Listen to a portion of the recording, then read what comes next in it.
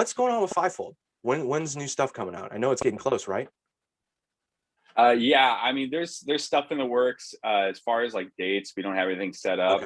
Okay. We do, but it's like it's a moving target at this point. Yeah. But we're working on new stuff. Full record or EP? I don't want to say too much. Everything's TBD. Yeah, yeah. So as far as Fivefold is concerned, like all of it's pretty much TBD at the moment. But we are working on new music, and like we got a lot of new stuff in the works that's going to be really, really fun, really, really cool. I probably have to buy a 7-string guitar, which is wild. That's like something I've never done before. And we're working on tunes that are a little bit different. Okay. Than, different than the past. But 7-string, huh? Yeah. Got to have that low B. But for me, going from, a 5-string bass, yeah, it's the same thing. It's great for me because it's like, oh, I already know how to do this. Like this is exactly what I wanted out of a guitar, because it's,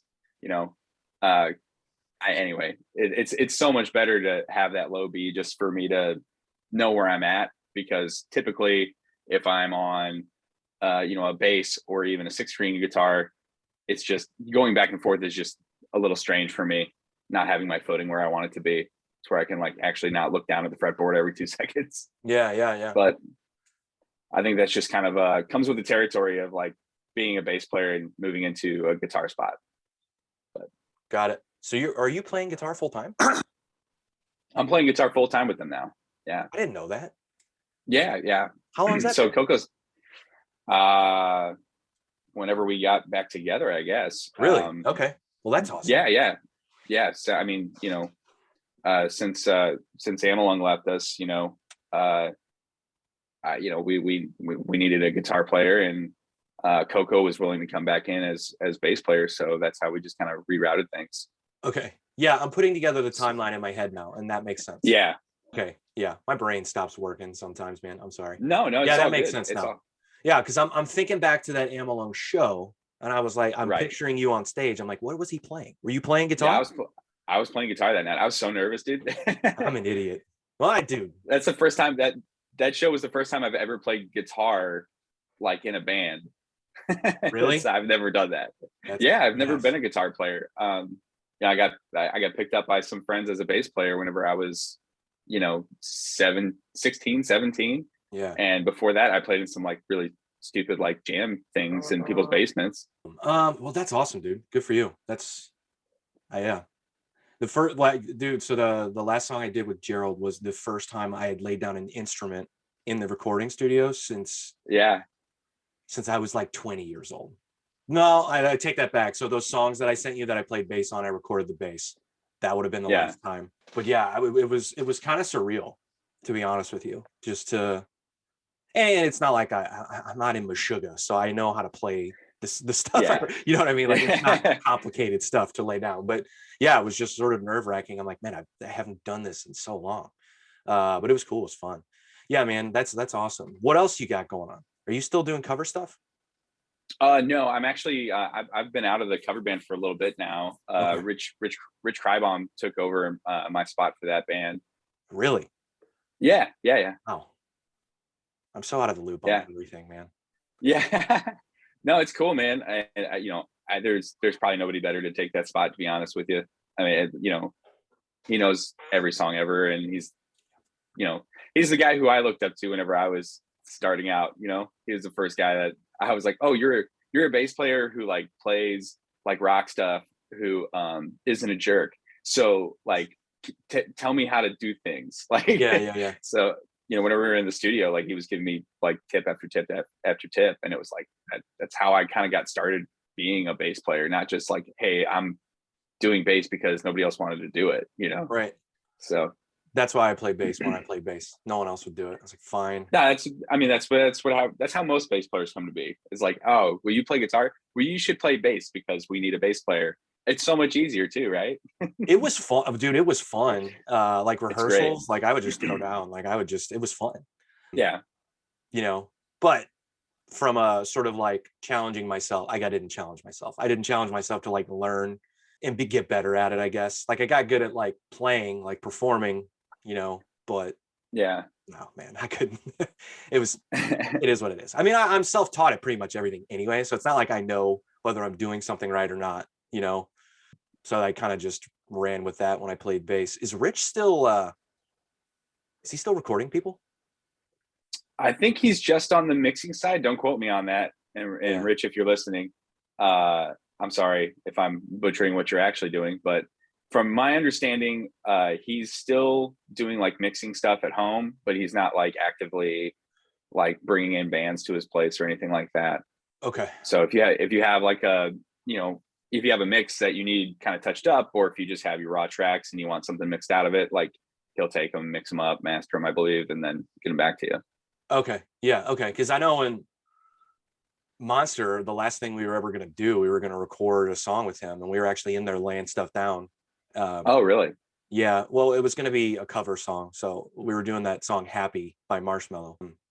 Oh, really? Wow. Yeah, and it never I saw the light of day. And that's partly my fault. When I was supposed to go to lay down some vocals, I was really sick, so I never. And then I was sick. I missed the time to do the vocals, and then scheduling just like, because he's a busy guy, so we could yeah. never link up to get it done. And then, like all bands, Monster kind of just stopped, and that was Yeah. that. I was excited to put that song out because that song was like huge at the time, and we were going to try to like make it a little more, I guess, us like heavy or whatever. Yeah. It was I gonna be mean, fun. you guys, is the last thing you had to do the vocals? You ought to just hit them up and just go track them. No, I think there was still other stuff to do, but Okay. I don't even know. I can't even remember at this point. But yeah, I remember like I was on my couch like with a fever, and I was just like, dudes, sorry, not gonna make it. And then that was that. Yeah. Um, Right. Unfortunately, because it was at his house in his basement. Gotcha. So that's why I asked, because I didn't, and I think that was kind of like a special situation that he kind of was doing for us, I guess, if you will, a cheaper place to record, I guess. Yeah. Yeah. I think he did it like a couple of people, like if you know him and, he was comfortable around you or whatever, you'd be able to track with him. But like I said, I think for the most part, like anything that he's doing mixing wise or recording wise, like it's just remote stuff now, Yeah, it doesn't, which is the best way in my opinion. It's like I don't want to mess with anybody, like just send me the stuff. I hear you. Yeah, for sure. What's up with Brookroyal? Well, we have stuff kind of in the chamber ready to go.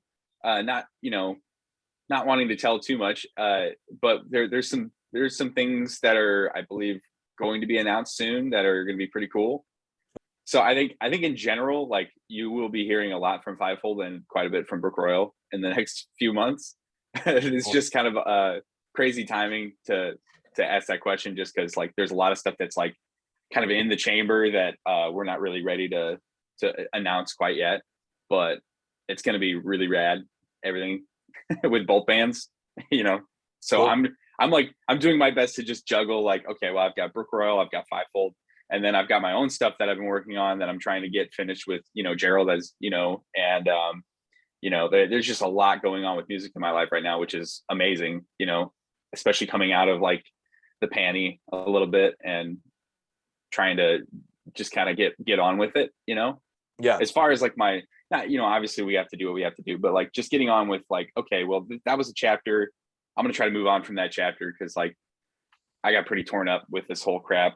I was working out in it every day. And, I was at nursing homes, hospitals, at work and stuff. And it was just like, it got drained on me pretty good. So I'm just trying to move on from it with my own feelings about the world. Understandable. So music's the best way to do that, I think. Yep. So. And that was going to be my next question. So like, how do you feel like doing stuff on your own? It's got to be a good release for you then, right? Oh, it's so great. I mean, you were talking about that earlier, where you were saying that it was the first time that you tracked instruments by yourself or whatever. This was the first time that I had kind of done something start to finish. I've only done one song, but the song that I did do, it's like, it's so great to like do every single part of it and like, not have to worry about being a democracy. I know that sounds terrible, but like sometimes it's just really hard doing that. Like I'm not saying that the ends don't justify the means with that, but like sometimes it's just so much easier and like kind of more freeing for your own thoughts and feelings to come out, to just be like, no, this is it. This is what I want. And if you can nail it and play it, then that's it. You know, it's just so much easier that way. So the song that I recorded, the only thing that isn't me is the drums, obviously, because I'm not a drummer. I've never been. The guitar solo, there's a guitar solo in it that I just wanted my brother to do it because he does all guitar solos in my life ever. So, but yeah, I'm super stoked on it. I'm gonna probably be doing like 3 or 4 more songs and just kind of like really set out and just say like, here it is, world, and it'll be forgotten immediately, and that's fine with me. It's just I just wanted to do it because I wanted to do it. Yeah, man. It's no, I'll promote it the fuck out of that shit. So don't think of it that way. I'll make people listen to it. No, you're right, man. It's I just, it opened my, I was like, God, why didn't I do this a long time ago? And that's, and I mean that no disrespect to anyone I've ever been in a band with, because you've been in bands with me and I love you, you know that.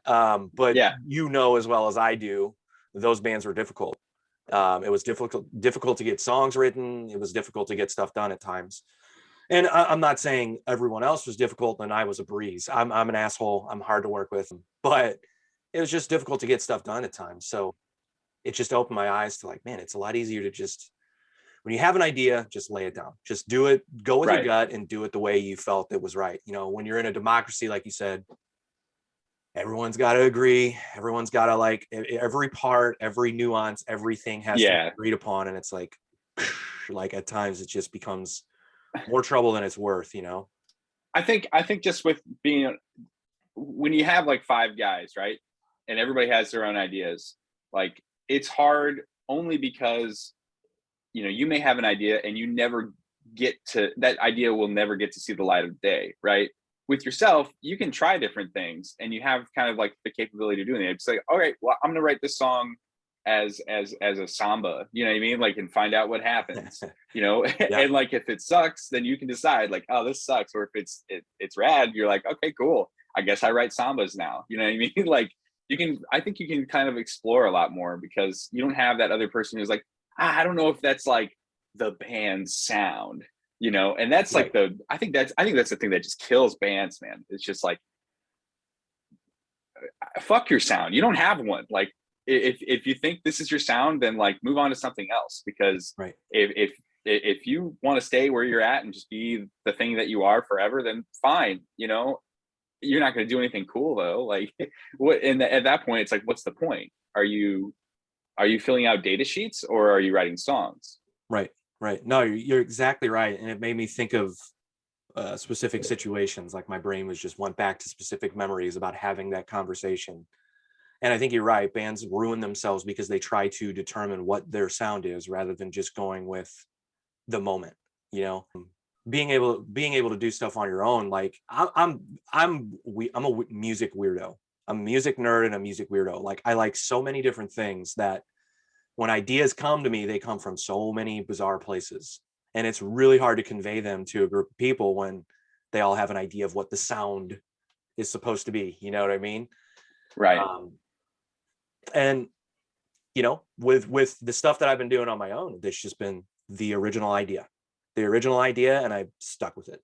You know, I didn't have to put it into a blender or into a bunch of filters and then, you know, which is great because again, my brain just goes to weird places when I'm feeling creative and I want to write a song. Like my brain it goes to weird places.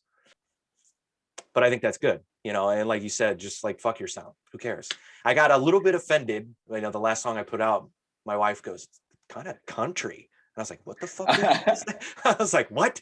She goes, hey, that's fine. Who cares? You're not country, but it's got a feeling. And I'm like, okay, fine. Song, dude. Thank you. I love that song. It's so good. I mean, I told Gerald like the first time, I think Gerald sent it over to me first. He was like, hey, what do you think about the mix? I was like, dude, screw it. I don't care about the mix, dude. That sounds so good. And like, thank you. I just feel like, I don't know what happened in that studio, but like your vocal passes on that are like probably some of the best stuff that I've heard you do, just out of control and like putting the actual emotion into it. And it's like, I'm just so pleased with the relationship that you guys have formed on that, because like, I've been wanting to get Gerald involved with like all of my other musician friends for so long, because I was like, no, look, dude, this guy's got like, he's got really good foresight into like what can be done with an idea. And you were talking about filters a little bit ago. Like you're going to have at least a filter. If you're not recording it like by yourself, like say in my bedroom or whatever, you're going to have a filter in ways of the engineer or a producer or something. Sure. Like, it's going to happen. It's going to happen. And like having the right filter for it, who understands like, no, this is what I want to do. And it's like, okay, well, if this is what you want to do, this is how we can accomplish that. You know what I mean? Like a kind of just like a Sherpa, to guide you through the process. And I'm just so pleased with how that song turned out for you, man. It's so good. I love it. Thanks, man. I appreciate that. Yeah, dude, Gerald's awesome. I really wish I would have been involved with him musically earlier, because I've always been a fan. Like, I think he's a great fucking singer. He's a great player. He writes awesome songs. City Avenue, like legitimately, I loved that band. Those songs were awesome. Yeah. I told you that all the time. And he's really easy. I think he just has I think you said way back in the day, like he just has a really good understanding about writing a good song. I'm paraphrasing how you said it, but no, it really does. And I mean, with that song, I just sent him the idea, and I just sat down with an acoustic, played the song through the way that it was recorded. Obviously, there were nuances and things that he curated, which is great because I want a curator there. But yeah, he's just like, dude, just go with it. He's like, I love the vision, and I'll be there to kind of, like I said, just, put it through the right, like you said, put it through the right filters. So yeah, it was awesome. He's awesome. Everyone, check out Dungeon Studios. I can't keep saying it enough. Go get your shit done there. But yeah, he played me a little bit of your stuff, and I'm excited for you to put it out. Just bits and pieces. He didn't ruin it. Like, I didn't hear all of it, but yeah, I've got one done, 3 or 4 more in the canon, just kind of ready to go. But it's just to schedule anything at this point and just getting out there, But anyway, so on to music stuff. I guess I think we should probably talk about Spotify a little bit. Because we were talking about it. We were talking about it. Let's put it that way. Yeah. Well, it's a big deal with it right now. Yeah, I guess so. Full disclosure, like I get paid from Spotify to a certain degree. So like I'm a little biased in the situation of like, all right, people are like pulling their music off in protest and this, that, and the other. I don't know, like what do you think the end game is, right? Like, Spotify's not going anywhere, right? They're not going to go anywhere. Joe Rogan's not going to go anywhere. They paid him too much damn money for him to, leave the platform. Like, what's the end game? We just have all these older artists who like understand the necessity for vaccination that are just going to like bounce. We're just going to lose part of the catalog, I guess. It's a good question. I don't know. Like, I, like you, make some money from Spotify, and I do bitch about it a lot. Yeah. I understand the purpose of Spotify, and I understand why people use it. I understand why it is the vacuum that music is in right now. I understand. Doesn't mean I have to like it. Yeah. And I think ultimately the reason, and this is an old school mentality. If it makes me out of touch, that's fine. I think artists should get paid better for their work. Plain and simple. Yeah. But as far as your question to what's happening now, there are a couple of hypocrisies about this, starting with Neil Young. Okay.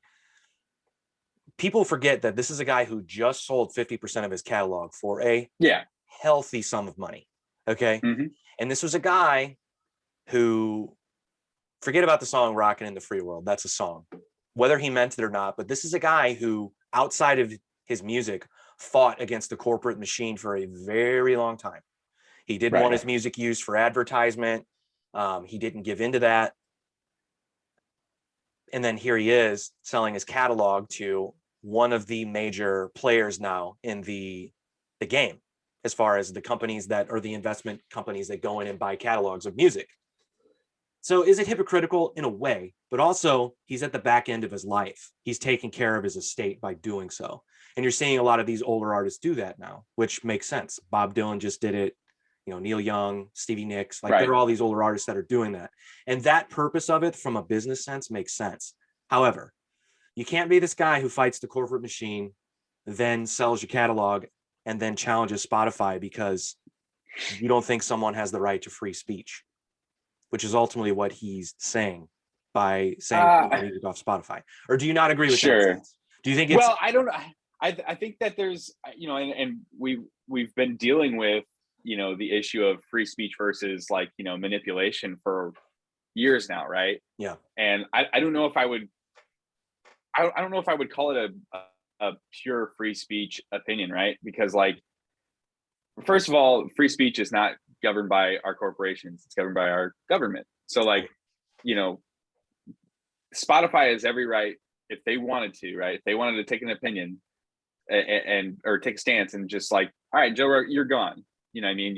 You called somebody a something, so you're gone, you're out. That's not a violation of free speech. Is it not a great look for Spotify? Yeah, absolutely.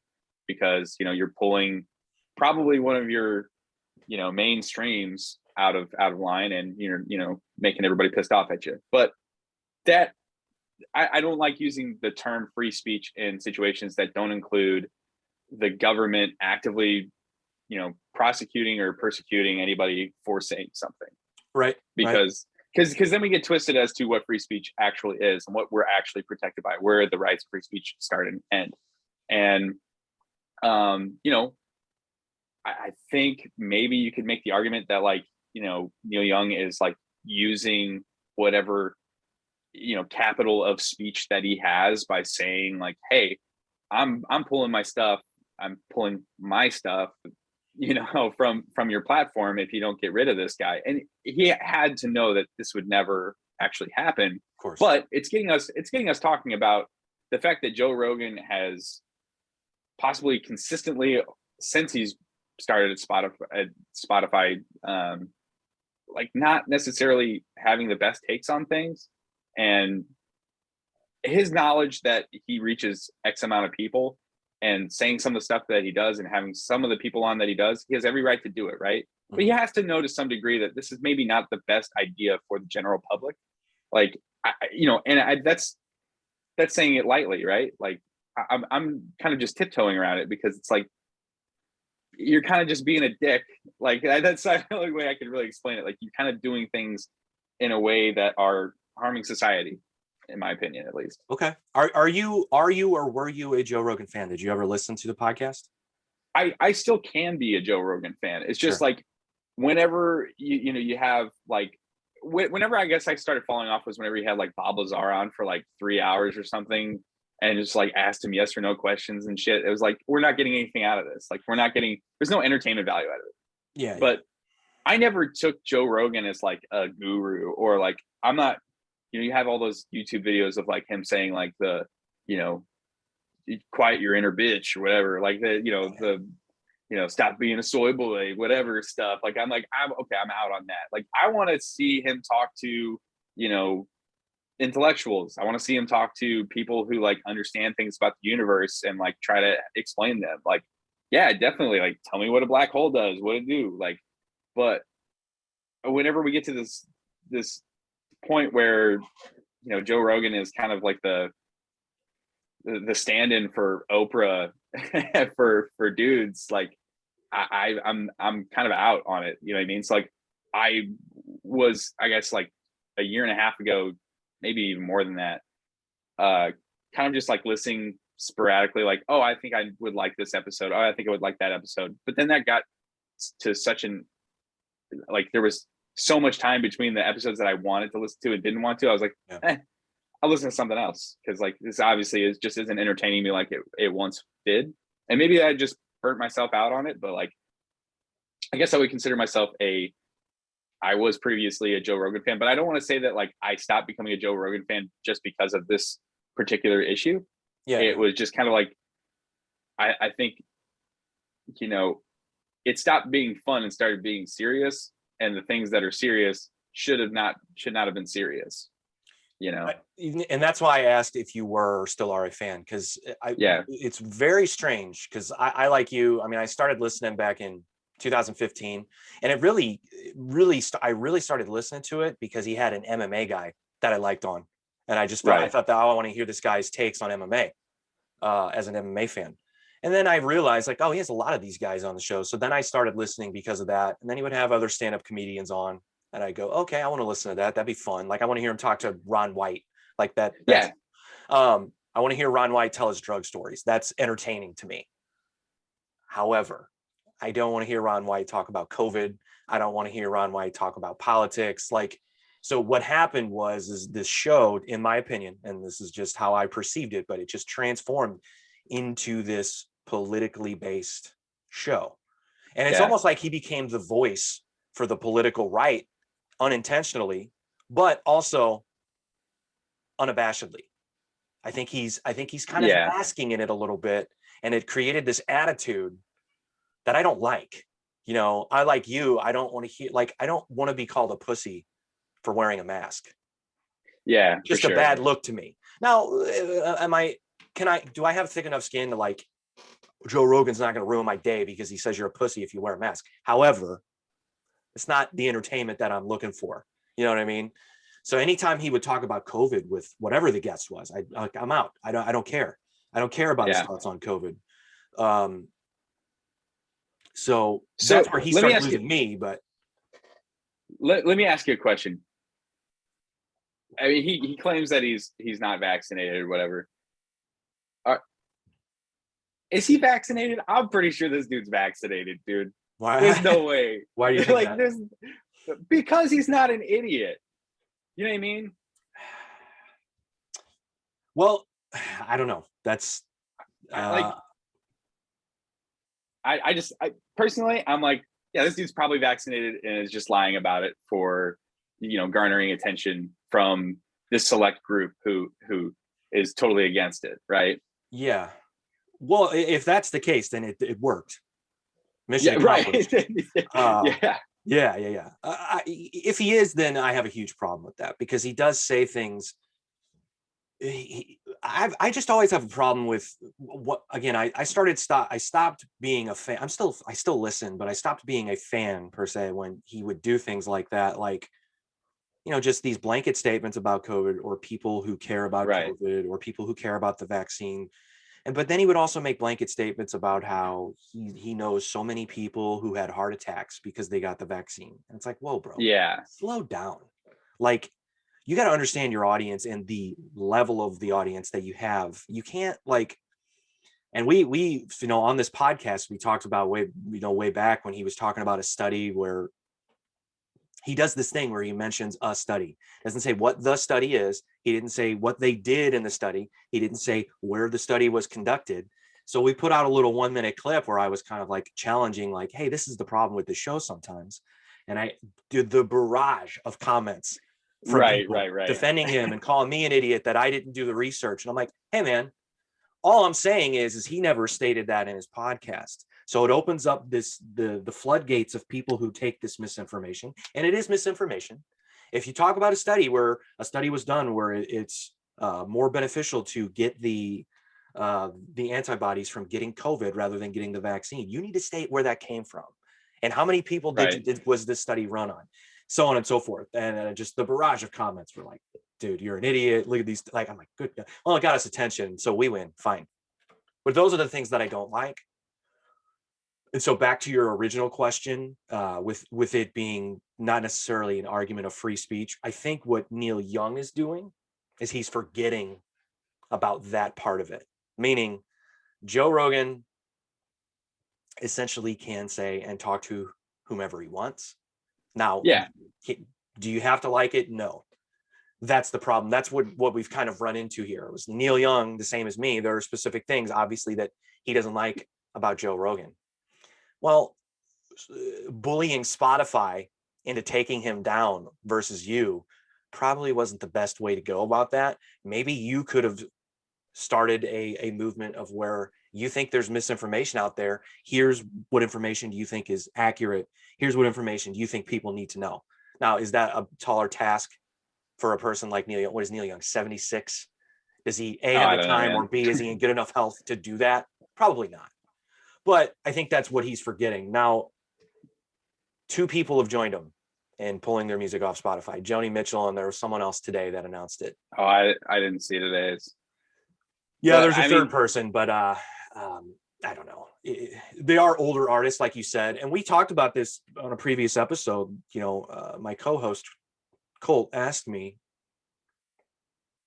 "Do you think this will make waves at all?" I go, "Well, if younger, more relevant artists start saying, yeah, this is a problem." And we were really just talking about streaming in general, because T-Pain tweeted, you know, how many streams an artist has to get on various platforms to make $1. Right. And the reaction to it, people were like in shock, and I'm like, guys, what did you think it was? Like, how naive are we? I mean, seriously.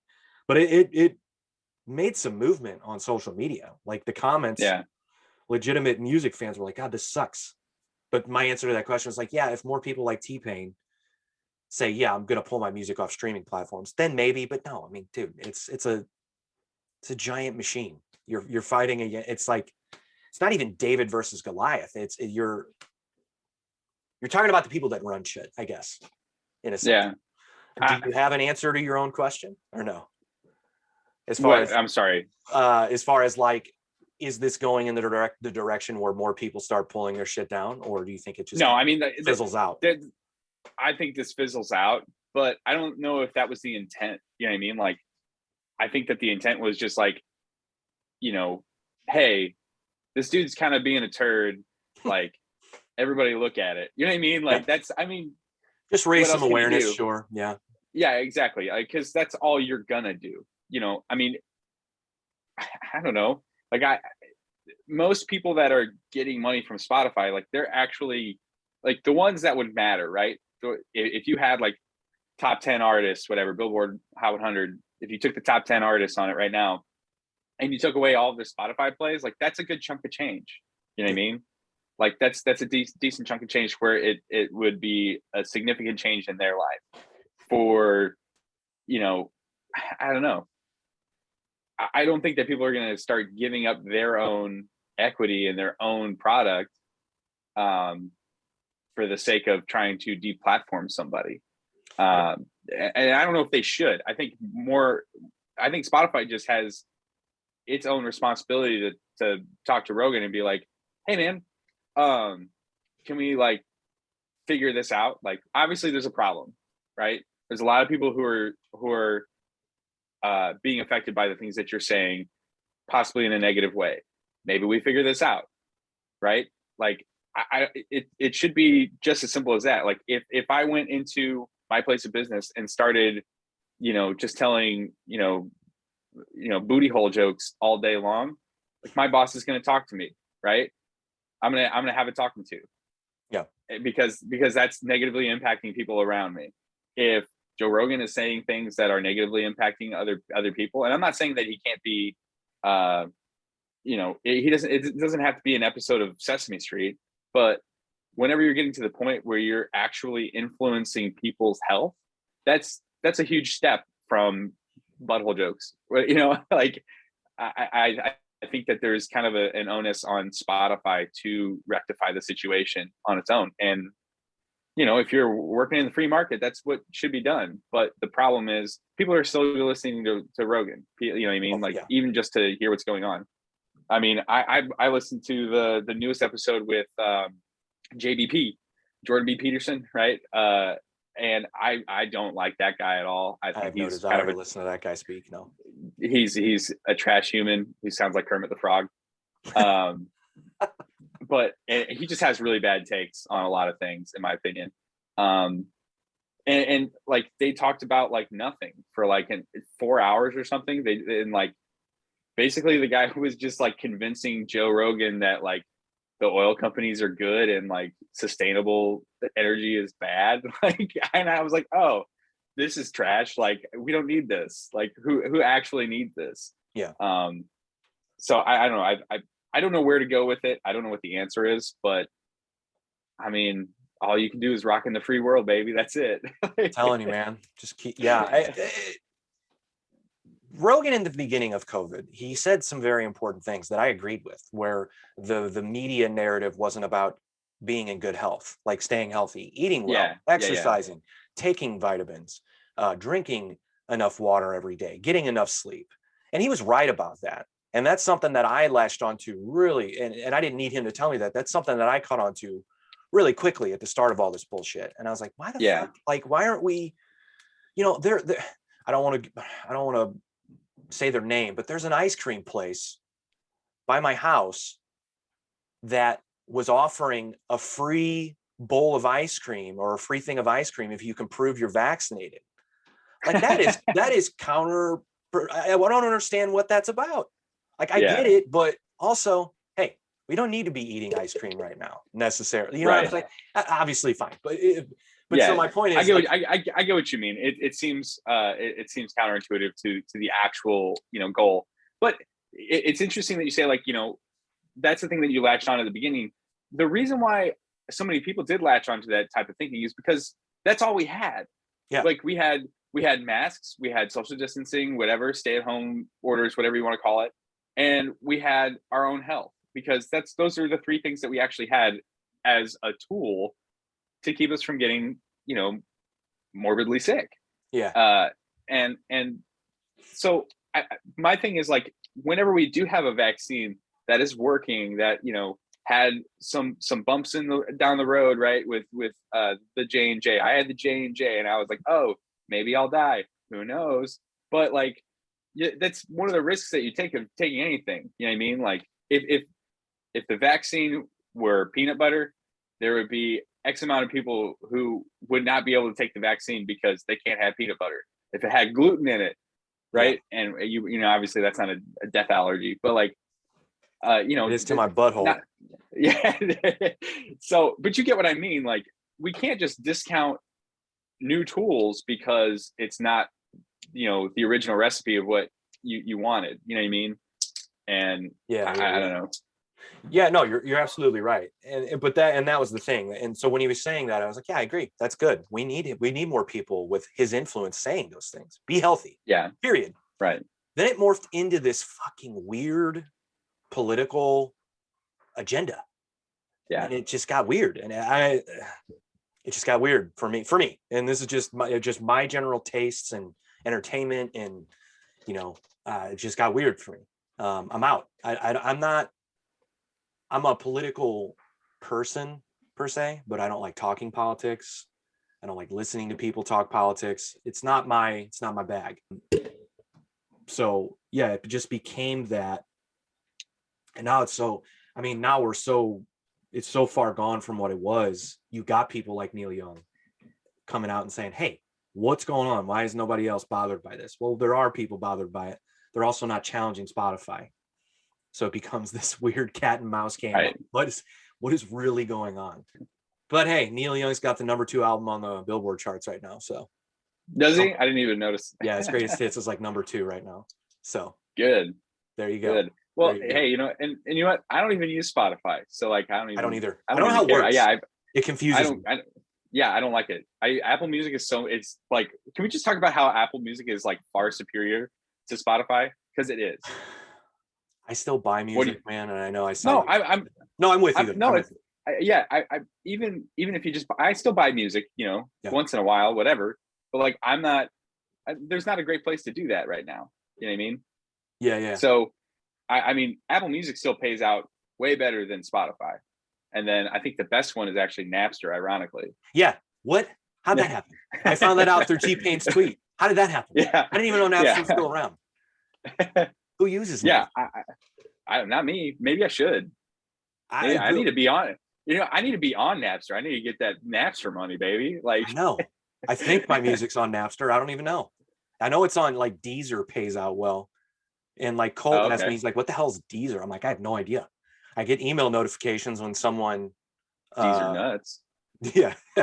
It's but so like, what do you think an alternative? So like the argument about the payout from a streaming service like Spotify, I was challenged with the question, well, then what should they do? They can't pay artists $1 per stream with all the millions and millions of artists. Like, the payout has to be fractions of a penny. Well, I mean, business. But what if they charged the artists a fee to have their music on the platform? No, dude. You don't like that? I mean, I think that there should be some kind of fee for that, right? But I think don't you already Like there's already a percentage getting taken out.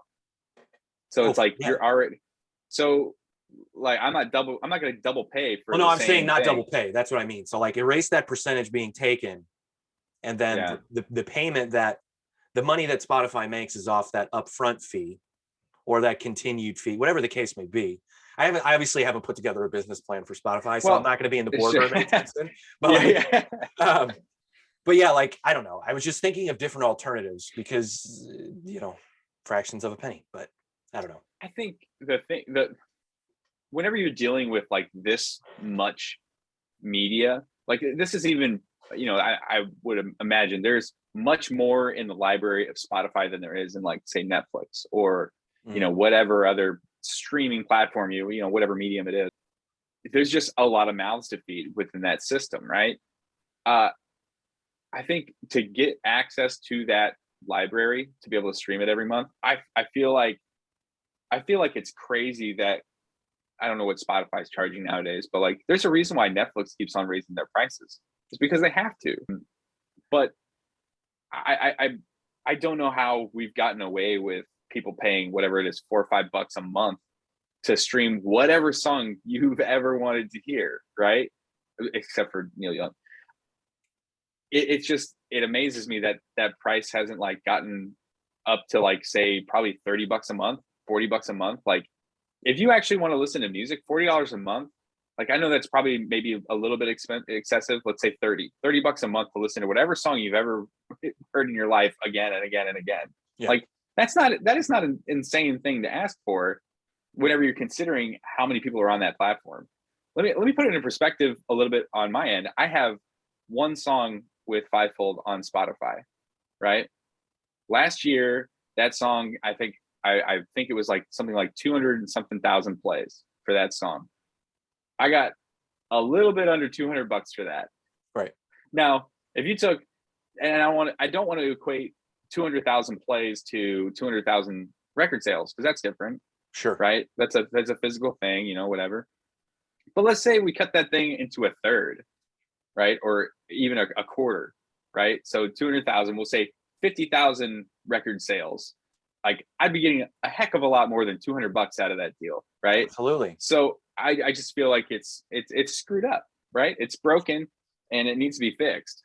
And I mean, I feel like Neil Young would have had a better chance making traction on that point than he would with the Joe Rogan thing. Like, Yeah, that's exactly where my brain went in the beginning. I was like, well, why don't you just come up with a better model? Yeah, dude, it's the sales versus the streams thing. I also just don't like how it's expected, meaning the consumer just expects it to be free. Yeah. Right. We've and this is the third time I've mentioned this on this podcast probably, and that's what Lars from Metallica was talking about way back in the day when he was fighting against Napster. He said in an interview, he goes, we're going to get to a point where the music fan expects it to be free always. And that's where we're at. You pay the whatever for the ad-free Spotify, but you don't have to. You could still stream music with ads and you're good. You're golden. Just wait a minute and a half and here comes your music again. And that's what he was talking about. But even then it's $5 a month. Right. Like $5 a month. It's nothing. I mean, in the grand scheme of things, know. I mean, I remember that's $50 a year. I remember going to a store and spending $50 on CDs. It's like, you get like 3 or 4 CDs maybe, like depending on what it is.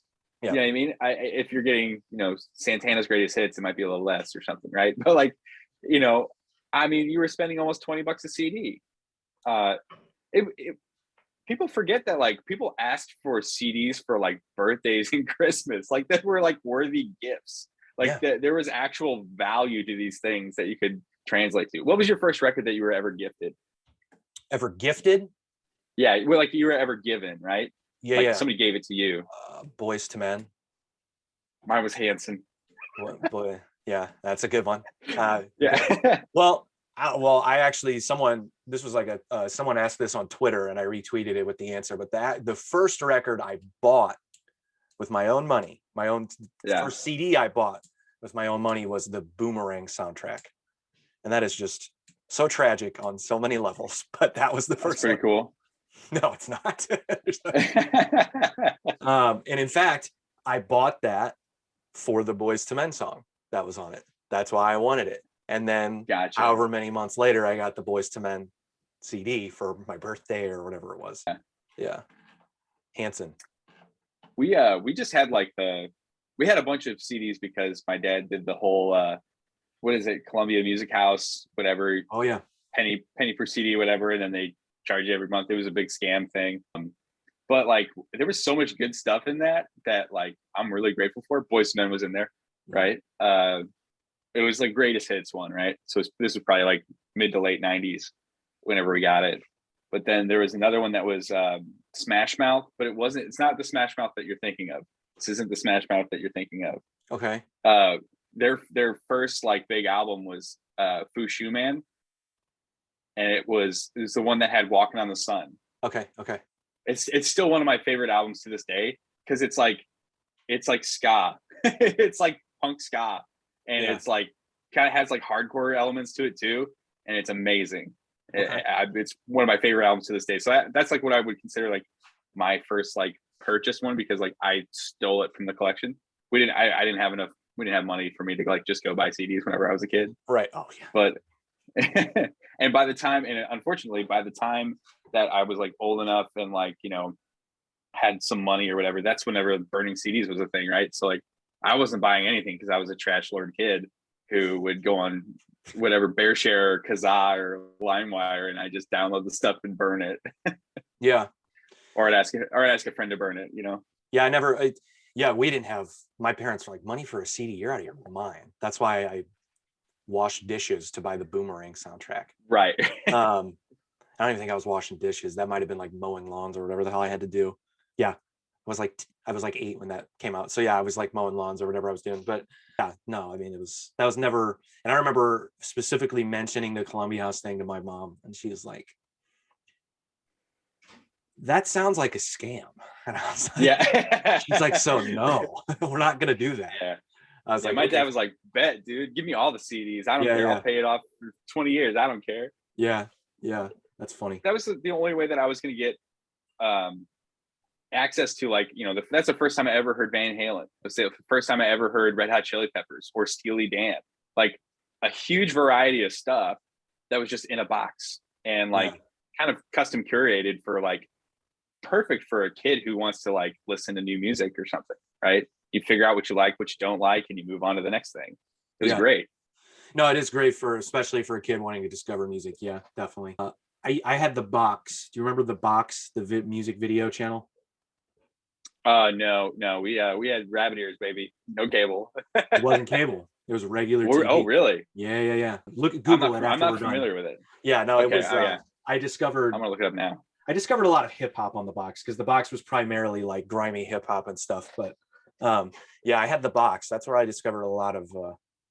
And we even talked about it. Like, remember when you would discover bands in magazines? Yeah. Like I had a subscription to Revolver and in Alternative Press, and I discovered new music because I paid $20 or whatever it was, and that magazine would come once a month, and then I would look in their new artists feature, artist on the watch, and then I would go to the record store and then I would buy the CD, you know. So mine was more like I would get and this was like as I was like learning how to play guitar or whatever, I would get like the Fender catalog, and it would have same like thing, yeah. It would have like, you know, whatever tips from yada yada, or it would have like this person's signature guitar. I'm like, oh, who's Tom DeLonge? I don't even know who the hell that is. And then you find out about Blink-182, whatever. And like that's either that or it would be like one of my mom's magazines. It was like, who's Ricky Martin? Yeah, I bought a Steve Vai CD because I just saw him mentioned on like the cover of Guitar Player magazine, and I remember putting it on like, whoa, wasn't expecting this. He just noodles for 40 minutes straight, and you're like, okay, fair enough. No, but when you're a kid, that's cool. You're like, oh man, dude, this guy shreds and like does cool stuff. So I found the box. It's a Video Jukebox Network was the original name of it. Yep. I've never even heard of this, but it's The Box, music television you control. Yep. You would call in and request. Oh, no way. That's dope. Yeah. And then they would say on the TV, like so and so requested, Ice Ice Baby, and then like later on the video would be played. It was cool. It was dope, man. That is really sick. And I feel like surprisingly, it didn't take off. I don't understand how. I mean, like that's like, with MTV, it was like you never, I would put a VHS tape in and I would just like record. Oh yeah. And don't sue me, MTV, but I would just record music videos. Like, they had like sections of the day where it was like literally just music videos all day. Oh yeah. And like I would just record them and I'm like, oh man, I hope that one song's on here. You know what I mean? Like yeah. I would never know. There was a time, if you had done that on MTV, you would have had Basket Case by Green Day in a loop, because that's all they played that one year. Like that music video got played every other music video. Yeah. I did the same thing. This must have been like 03 or 04, because it had some like Papa Roach on it, and wow. I found the tape like, I don't know, maybe 8 years ago. It's gone now, but like I found the tape. It had like Papa Roach. It had what's that? Come My Baby, Come my Baby, Butterfly. Who's that band? Oh, Crazy Town. Crazy Town. Yeah, it had the Crazy Town video on it, which was wild. Yeah. It had Story on it. I think it was either Anthem or Until the Day I Die, one of the two. I can't remember, but a bunch of other stuff. And then it would have like Genuine, or you know what I mean, like anything that that to me was like great, like to have like all that different stuff in there. Hell yeah. Anyway, but I think that this would actually be like kind of a hit now if you took the box music television thing and you like did like a Twitch stream or something, and people could like pay whatever, because it looks like whenever you call the 1-900 number, not a 1-800, and the 1-900 number, that's how you knew you were getting fucked on the phone, baby. Yeah. You're being charged from $1.99 to $3.99 per call to make a request up to 3 videos. But like, there's no way that like if you call in, you were probably guaranteed that your stuff was getting played. So like you're getting charged for the phone call just to ask to play something that maybe they'll charge you more money to do it, I guess. Oh yeah. Yeah. That's crazy. Videos cost 99 cents to $3.99 on national average. Took around 20 minutes to be broadcast after being ordered. It was not uncommon for multiple videos to air in succession, nor was it. Yeah, man, it was the shit. That's dope, dude. Anyone could request any video for as many times as they wanted, explaining why some new videos like Bone Thugs Crossroads could be seen 10 times within an hour. That's amazing. It's the best. Like, why would you not want that? Dude, sign me up. Take the credit card. I just want Bone Thugs for 6 hours, dude. That's absolutely. That's the best. This was you, wasn't it? You played Crossroads. Oh, if there was Bone Thugs, it was definitely me. You best believe it. Yeah. Yeah, dude. Before we get out of here, did you get your When We Were Young festival tickets? I did. Yeah. Are you really going? Yeah, we're for real going. Totally joking. That's awesome. No, we're going. We got the General Plus, okay. Which means that I think that means we get a cold piece of pizza at some point in the day. But yeah, I'm stoked. It's gonna be fun. Everybody's worried about it. I'm not worried about it at all. Have you been to Vegas before? Yeah, I went for Gerald's bachelor party, actually. Okay. So okay. I actually hate Vegas. I think Vegas is a terrible place to be.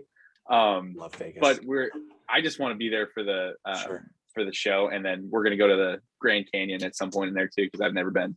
Hell yeah. So you think the show's gonna go okay? You're not worried logistically? Yeah, no, I'm not worried at all. They gotta be on their shit, because you're thinking exactly. Like from two guys who have literally played shows that run like this. Yeah. Like and have even been on like the lowest tier of how these shows run. Like the very lowest.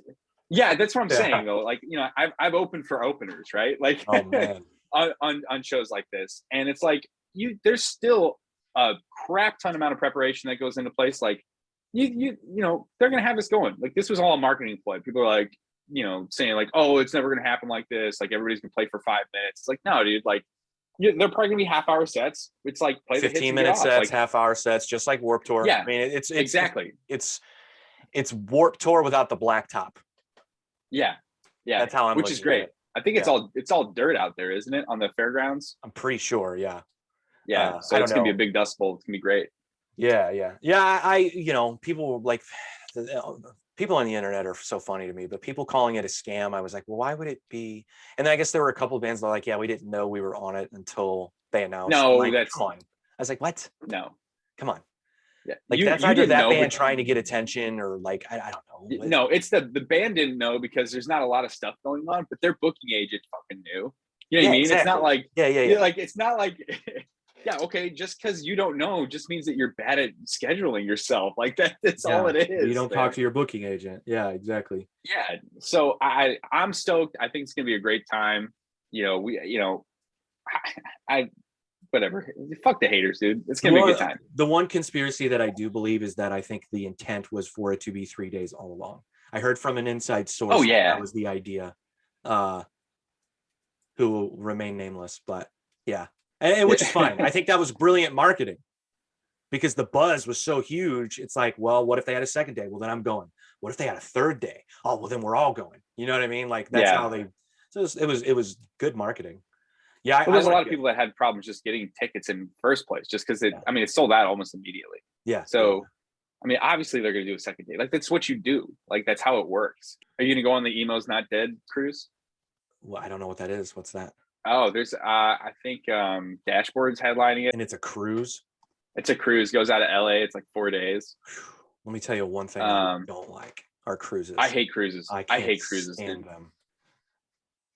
Yeah, the wife and I went on a cruise and we're like, oh man, this is okay. And I was sick the whole time. I hated it. So the cruise is Dashboard, Under Oath, Newfound Glory, Thursday, Plain White T's, Silverstein, Hawthorne, William Ryan Key, so the guy from Yellow Card, Cassidy Pope, Emery, and Your Broken Hero, which is that dude who like did all the YouTube and TikTok videos of him being like a middle-aged emo guy. Oh yeah, I love that guy. It's his band. Oh my god, of course. He's playing it. I just want to see Emery, dude. I haven't seen Emery in like 12 years now. I'm happy you even know who that is. Oh, of course, dude. Yeah, of course. That's thanks to holler out to Corey Langgrader. I would have never found out about Emery without him. So I saw them from Autumn to Ashes at Pops. Yeah, same. I was at that show. Yep. Me and Corey were in the pit drinking whiskey, baby. It was great. Well, that's awesome that you're going. I honestly asked that as a joke, but that's cool. Yeah, I told we have our mutual friend who's going to be there. I'm going to try to hang out with him while I'm out there because I'm going to get there on Friday. Are you going the first? You're going the first day, day one. Yeah, we have day one tickets, so it'll be the best one probably. Awesome. Yeah, I mean that's a lot of great bands. It's I went through the list. It's like, and people complaining about the price, but that's who this is marketed to. It's marketed to millennials with disposable incomes. Yeah, holla at your boy. So why are we complaining about the price? What are we doing? We don't want people to think we're slackers. Like, this is what we want. Here's the deal. I mean, like this is like a big event. This isn't like a regular Warped. You know what I mean? Like this. You're going to be able to see all of the bands. That's what they want. Right. That was the problem with Warped Tour. If you there are a really good chance you were going to miss a handful of your favorite bands at Warped because of the way it was set up. Also, like Warped Tour was a tour. Like they could afford to. If you're on a tour, you can afford to get paid less per show. Yeah. You know what I mean? Like that's how that works. You play X amount of shows, you get X amount of money for it. Whatever. But why is Pele Royale on this show? I just noticed that. I was wondering that. And they're like above Story and Anberlin and Thursday on like the sheet. I'm like, this is no good. Yeah, I don't like it, man. Anyway, I'm sorry. I didn't, but it costs a lot more to, obviously we're talking about, it's going to be 3 separate days. Right. But like, just to get everybody in the same place on one day, all of that, like that costs a lot of money, and they're going to make a bunch of money off of this anyway. Yeah. Okay. If you want to complain about the prices, just like, I don't know, be a socialist. And I support you. I support you in your ventures, comrade. Like I want to be there with you too, but this is the world that we live in right now. So I'm just trying to abide by those rules. And you know what? If I have extra money to go see all these people except for Pele Royale, then I will. And right, because like I'm more on I'm closer to like the streamline or the mainstream emo stuff than I am like the Way Out. Yeah. Which is why which is why justifiably you were surprised that I knew who Emery was. But like, I don't know. Emery's a good one. 4 Years Strong, Glassjaw. There's a lot of great bands on it, man. I know, that's what I'm saying, dude. There's so much good out here. Like, and this is like, you would only get like maybe 2 or 3 of these on a Warped. Like the rest of it was, you wouldn't get all of these bands on Warped. You know what I'm saying? Like there would be like You're in My Band would be on it. Like, we have been on it. Yeah, no one cared. So, yeah, so it's like they really kind of trimmed a lot of the fat on this. Yeah, they really did. I mean, yeah, I guess so. How stoked are you for 303? I mean, it'll be fine. That's what I'm saying. Like maybe I shouldn't even like put my hand here because people are gonna get pissed off that I'm like not really stoked to see a good chunk of these bands. Like Red Jumpsuit, those guys were dickheads. Like I don't ever want to see those guys again in my life. I'll say it, dude. I don't care. You guys were mean to me at Pops whenever we sold more tickets than you at Pops, and like it was like 3 years after your good song had come out, whatever it was. Nobody cares about you anymore. You should be on this. They were nice to me on Warped Tour. I'll just say that. They were not nice to us. And I don't know what was going on. Maybe you just had a bad day, but like I hold grudges. So you out. I think second day sold out too. It's like the next weekend. I was thinking if you were on second day, then we could get some dinner that night or something. I'll just go to Vegas. Yeah, dude. Because I do. You actually like Vegas. I don't. It's fine. It's a 2-day town. Yeah, exactly. Come to Vegas and make it fun for me. I will. I got married in Vegas, for fuck's sake. Like I committed. Yeah, I know. But yeah, no, it's a 2-day town. I've been there 2 different occasions where I was there for 4 or 5 days, and man, let me tell you, you don't know who you are when you leave. Like, yeah, I was there for like 5 days, dude. I spent way like more money. More money than I would be comfortable saying how much I spent on air. It's like I get better service at Topgolf, so it's like it doesn't matter. It was fun though. It was an experience. What can you do? Sure. Thank you for joining the pod today. Hey folks, this was Al Carretta on Raised on the Radio. You should go check out all of his projects, Fivefold, Brookroyal, and he's got some solo stuff coming out that will be awesome because Al's awesome. He's a great dude and a great musician, and you should support him. Fuckers. Tight. Yeah. Let's go back and get some action.